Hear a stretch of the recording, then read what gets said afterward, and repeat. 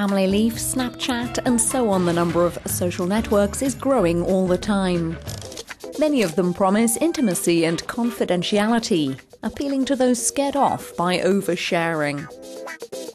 Could the return of a private life be the latest online trend?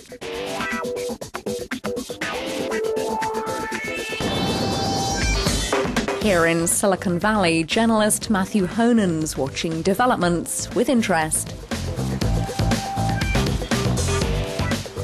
I think it's a trend that's still confined to early adopters, but it's something that I think that a lot more people are going to be feeling the need to do. I certainly feel the need to do it.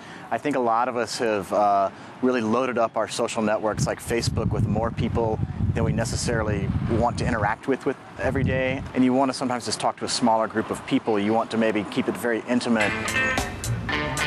One of the networks of the moment is Path. It's an iPhone app created in 2010, which has around 3 million users. The startup's based in San Francisco. The founder's a former Facebook employee, and the marketing director comes from LinkedIn. Publishing photos, updating your status, or commenting. Nothing exceptional, except the number of friends is limited. The human brain is not really capable of having meaningful relationships with more than 150 people. And so the notion of Path is really around how do you only share the most important moments in your life with the most important people you share together. Information is by default private and connections are limited. It seems more of an anti-social network.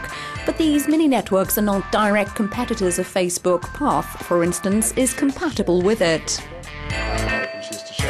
We're really focused on giving people absolute control, letting them make that decision. Is this something that you want to share just on Path, or do you press a little button and then it goes out to Facebook, or you press another button and it goes out to Twitter? I think we all coexist. I think that we offer a very important context that Facebook users aren't finding on Facebook right now. With 600 Facebook friends and more than 10,000 followers on Twitter, Misha is hooked on social media. But for some time, he's been in touch with a former housemate on Pair, a two-person network. They make you do a video when you first sign up, and that was the video he made. I do like that there's a place now that there are places now that are emerging that I can feel quite confident saying, okay, I can share this here, and it's never going to get out. And also, I don't see them using that information for monetization purposes yet, so I feel more comfortable sharing. Control of information is the problem for Facebook, which counts 800 million users. When it came to light, the network uses their personal information for commercial gains. Its competitors were delighted. But they may end up facing the same problem. I think their biggest weakness that they could have is having some sort of privacy problem. They promise basically that we're going to give you this enhanced version or more private version of Facebook or a more private version of Twitter. And if they promise you that, you have to be able to trust them.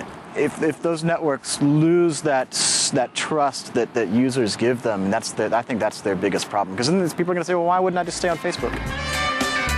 It's difficult to reconcile publicity with a private life, but just how else is a social network to make its money, unless it starts charging for membership?